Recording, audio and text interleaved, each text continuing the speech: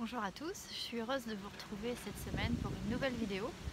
Je vais répondre à la question de Louise qui me demande ce que c'est que l'enfant intérieur, puisqu'elle a lu à plusieurs reprises des articles qui faisaient mention de cette femme d'enfant.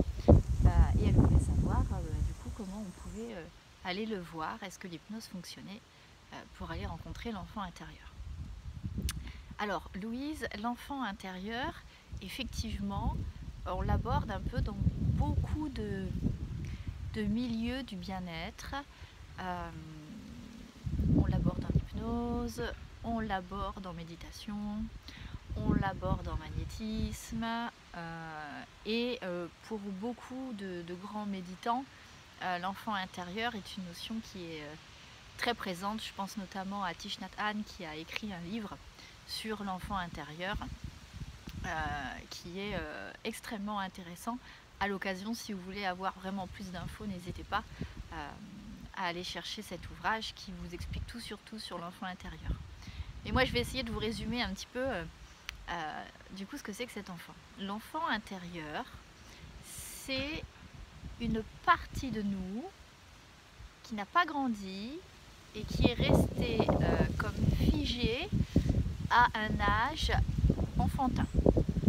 Généralement, l'enfant intérieur n'a pas plus de 8 ans. C'est très très rare.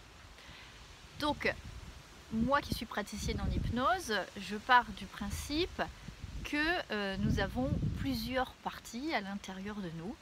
Et donc, parmi toutes ces parties, il y a donc effectivement un enfant, c'est-à-dire une de nos parties, n'a pas plus de 8 ans d'âge. C'est quoi le problème avec cet enfant intérieur? Parce que cet enfant intérieur, il est dans 99,9999999% des cas très mal en point.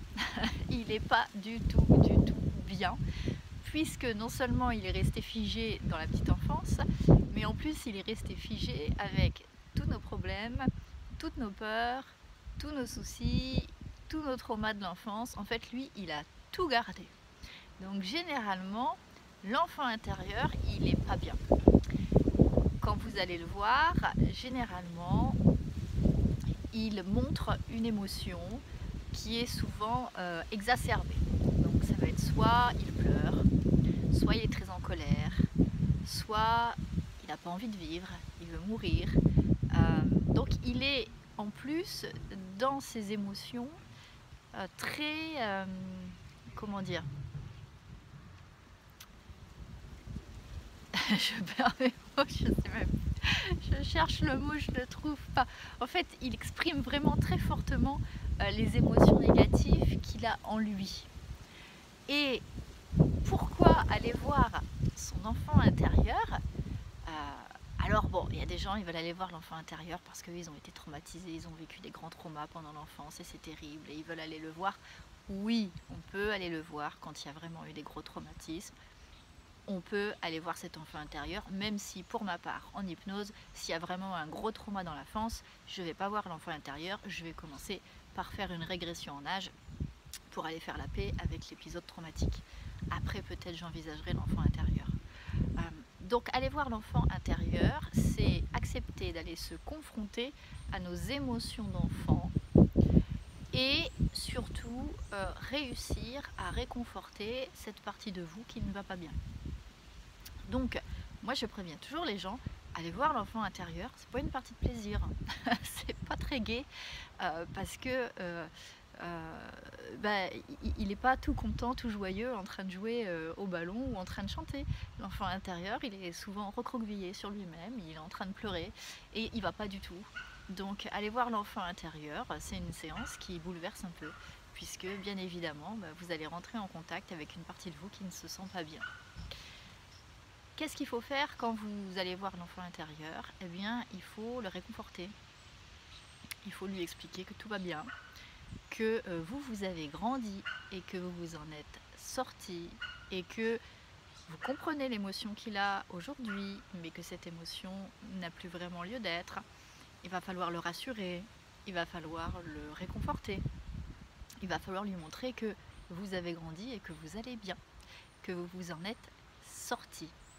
Et si vous réussissez à apaiser votre enfant intérieur, eh bien normalement, dans votre vie d'adulte, vous allez réussir à passer au-dessus de certaines émotions que vous n'arrivez pas à gérer ou que vous ne comprenez pas. Je dis si vous arrivez parce que ça m'est arrivé de voir des gens qui n'arrivent pas à rassurer l'enfant intérieur. Ça peut arriver. Alors, auquel cas, ce qui est bien de faire, c'est de voir quelle émotion est sur cet enfant. Et du coup, on va la travailler en version adulte. Si lui, il n'est pas prêt, si lui, il n'a pas envie, on ne peut pas le forcer. Donc moi, effectivement, l'enfant intérieur, je peux l'utiliser quand on me le demande, mais je m'assure toujours avant de savoir pourquoi la personne veut aller voir son enfant intérieur. Je préviens toujours que c'est pas forcément toujours une partie de plaisir, que ça peut être un peu douloureux.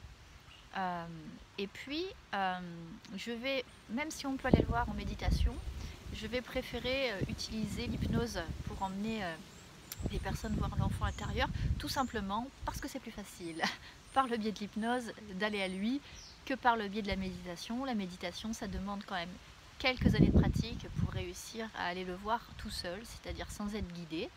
Mais c'est tout à fait possible. Au début, moi, je ne savais pas le faire et maintenant, j'y arrive très bien toute seule. Mais ça m'a demandé des années de pratique, puisque la méditation, moi, je la pratique depuis plusieurs années maintenant. L'hypnose, ça va être plus rapide. Vous n'allez pas mettre des années à y accéder. Vous allez tout simplement vous laisser guider par le praticien qui, lui, sait comment vous emmener le voir. Et après, vous faites ce que vous avez à faire avec votre enfant intérieur. Ne confondez pas l'enfant intérieur avec une régression en âge. C'est-à-dire que l'enfant intérieur, c'est une partie de vous qui vit encore en vous, qui n'a pas grandi et qui a gardé toutes ses peurs.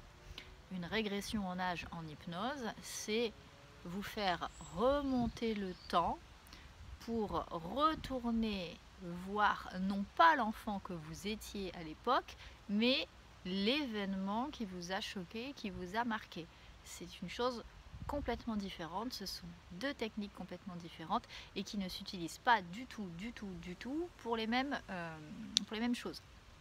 Donc c'est au praticien que vous allez voir qui lui saura vous conseiller soit d'aller réconforter l'enfant intérieur ou soit de remonter le temps, d'aller revoir un petit peu ce qui s'est passé quand vous étiez enfant pour modifier les modalités, modifier les émotions afin que tout ceci n'ait plus d'impact pour vous dans votre vie présente.